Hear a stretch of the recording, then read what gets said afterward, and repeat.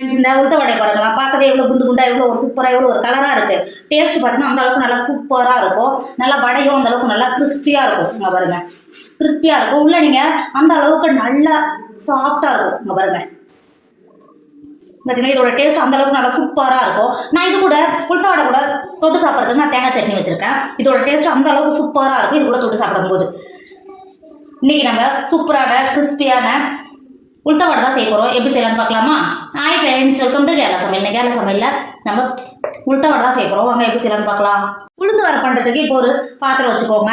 250 gram கப்பில் நான் 2 cup உளுந்து எடுத்திருக்கேன். இப்போ உளுந்து சேர்த்து கொடுத்துக்கோங்க. நான் உளுந்து கருப்பு உளுந்து தான் எடுத்திருக்கேன். இது நல்லா மாவாகும். உளுந்து முங்குற அளவுக்கு தண்ணி சேர்த்துக்கோங்க. எக்ஸ்ட்ராவே தண்ணி சேர்த்துக்கோங்க. இந்த அளவுக்கு தண்ணி சேர்த்து கொடுத்துட்டு மூடி ஒரு 8 மணி நேரத்துக்கு மாற்றி வச்சுக்கோங்க. நான் ஓவர் நைட் வைக்க போகிறேன். இப்போ மாற்றி வச்சுக்கோங்க. நல்லா உளுந்து நல்லா ஊறி வரும். அப்போ தான் நமக்கு பிசைஞ்சு அந்த கருப்பு தோலை கழுவி எடுக்கிறதுக்கு ரொம்ப ஈஸியாக இருக்கும். இப்போ மாற்றி வச்சுக்கோங்க. நம்ம ஊற வச்ச உளுந்து எந்த அளவுக்கு நல்லா ஊறி இருக்குது பார்த்தீங்களா?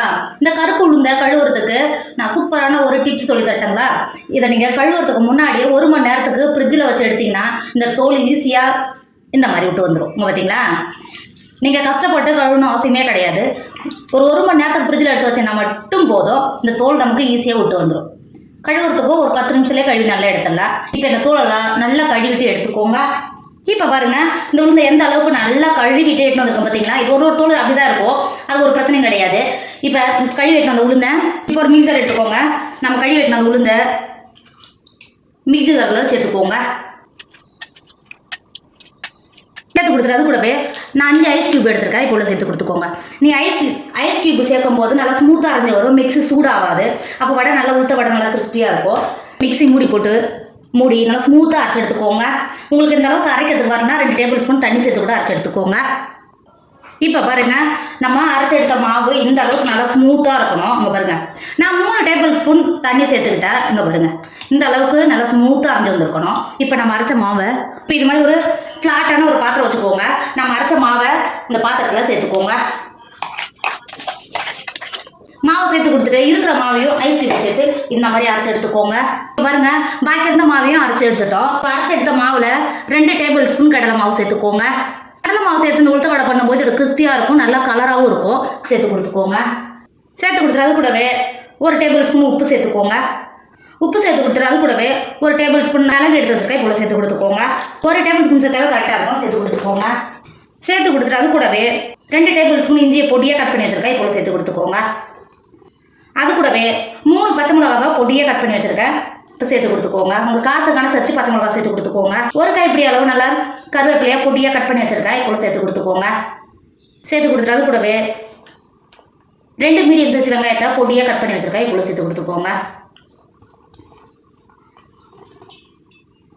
சேர்த்து கொடுத்துட்டு மாவை கை வச்சு நல்லா கலந்து கொடுத்துக்கோங்க. நீங்கள் கடலை மாவு சேர்க்கும் போது எக்ஸ்ட்ரா எதுவும் சேர்த்துக்கக்கூடாது. 2 டேபிள் ஸ்பூன் சேர்த்திங்கனாவே கரெக்டாக இருக்கும். நீங்கள் எக்ஸ்ட்ரா சேர்த்திங்கன்னா அதோட டேஸ்ட்டே மாறிடும். அதனால தான் சொல்கிறேன், 2 டேபிள் ஸ்பூன் மட்டும் சேர்த்துக்கோங்க, கரெக்டாக இருக்கும். இப்போ எல்லாத்தையும் சேர்த்து இந்த மாதிரி நல்லா பிசைஞ்சு கொடுத்துட்டு இந்த கையை வச்சு இந்த மாதிரி நல்லா அடித்து கலந்து எடுத்துக்கோங்க. நீங்கள் அடித்து கலக்கும் போது மாவு நல்லா பஃபியாக வரும். அப்போ நம்ம குருட்டி போடுறது கையில் ஒட்டாமல் வரும். இந்த மாதிரி ஒரு 10 நிமிஷத்துக்கு கை விடாமல் கலந்து கொடுத்துக்கிட்டே இருங்க. இந்த மாதிரி நீங்கள் கலக்கும் போது நல்ல மாவு இறுகி கெட்டியாக வர மாதிரியே இருக்கும். இந்த மாதிரி இப்போ பாருங்கள், மாவு எப்படி இருக்குது பார்த்தீங்களா? இப்போ எடுக்கும்போது இந்த அளவுக்கு கரெக்டாக வரணும். இந்த அளவுக்கு வந்தோன்னா எடுத்து எண்ணெயில் விடுறது கரெக்டாக இருக்கும். பாருங்கள், மாவு எந்த அளவுக்கு நல்லா கெட்டியாக இருக்குது பார்த்தீங்களா? அதுக்காக தான் எப்பயுமே உளுத்த மாவு வச்சுன்னா அது மாதிரி ஃப்ளாட்டான பாத்திரம் எடுத்துக்கணும். அப்போ தான் நம்ம கை வச்சு மாவு நல்லா கலந்து கொடுக்கும்போது நமக்கு ஈஸியாக இருக்கும். இப்போ உளுத்த வடை போடுறதுக்கு நமக்கு மாவு ரெடி ஆகிடுச்சு. உளுத்த வடை பொரிக்கிறதுக்கு அடுப்பில் ஒரு கடாய் வச்சுருக்கேன். அதில் 1 லிட்டர் எண்ணெய் சேர்த்துருக்கேன். எண்ணெய் சேர்த்து எண்ணெய் நல்லா சூடாகிடுச்சு. எண்ணெய் சூடாகிடுச்சுன்னு பார்க்குறதுக்கு இந்த மாதிரி கையில் தண்ணி தொட்டு லைட்டாக இந்த மாதிரி டச் பண்ணினா இந்த மாதிரி பொங்கி சவுண்டு வரணும். அந்த மாதிரினா எண்ணெய் நல்லா சூடாகிடுச்சு. இப்போ ஒரு பாத்திரத்தில் தண்ணி எடுத்துக்கோங்க. உங்கள் கையை மட்டும் இந்த தண்ணியில் நினச்சிக்கோங்க. இந்த அளவுக்கு நினச்சிட்டு மாவு நம்ம ரெடி பண்ணி வச்சுருக்கோம்ல, அந்த மாவில் இந்த மாதிரி எடுத்திங்கன்னா உங்களுக்கு கையில் ஒட்டாமல் வரும். இங்கே பாருங்கள், இந்த மாதிரி எடுத்துகிட்டு நடுவில் இதுமாரி ஓட்டை போட்டுக்கோங்க. ஓட்டை போட்டுட்டு அப்படியே எண்ணெயில் சேர்த்துக்கோங்க.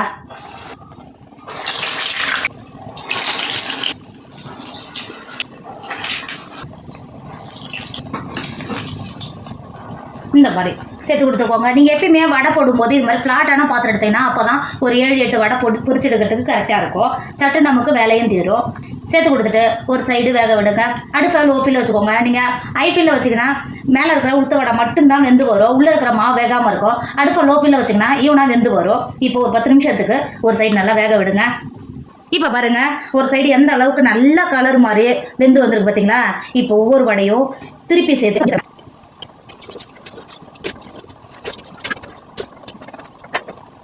இப்போ பாருங்க வடை எந்த அளவுக்கு நல்லா வெந்து வந்திருக்கு பார்த்தீங்களா. அங்கே பாருங்க எந்த அளவுக்கு நல்ல கலர் மாதிரி வெந்து வந்திருக்கு பாருங்க. இப்போ இதை வெளில எடுத்துக்கோங்க. வடை இந்த அளவுக்கு நல்ல கலர் மாதிரி வெந்து வரும்போது இந்த பபிள்ஸ் எல்லாம் அடங்கிடும். எடுக்கிறதுக்கு எண்ணெய் எதுவும் குடிக்காம கிறிஸ்பியாக இருக்கும். இங்கே பாருங்க எந்த அளவுக்கு நல்லா குண்டு குண்டாக பொங்கி வெந்து வந்திருக்கு பார்த்தீங்களா. இப்போ வெளில எடுத்துக்கோங்க. வடையை மாற்றிட்டு திரும்பவும் கையில் இந்த மாதிரி தண்ணி தொட்டுட்டு இங்கே பாருங்க வடையை நல்லா உருட்டுறதுக்கு ஈஸியாக வரும். இந்த மாதிரி கையில் சேர்த்து கொடுத்தீங்கன்னா நல்லா ஓட்ட விழும். இந்த மாதிரி சேர்த்து கொடுத்துக்கோங்க. சேர்த்து கொடுத்துட்டு இருக்கிற உளுத்த வடையில இது மாதிரியே பொரிச்சு எடுத்துக்கோங்க.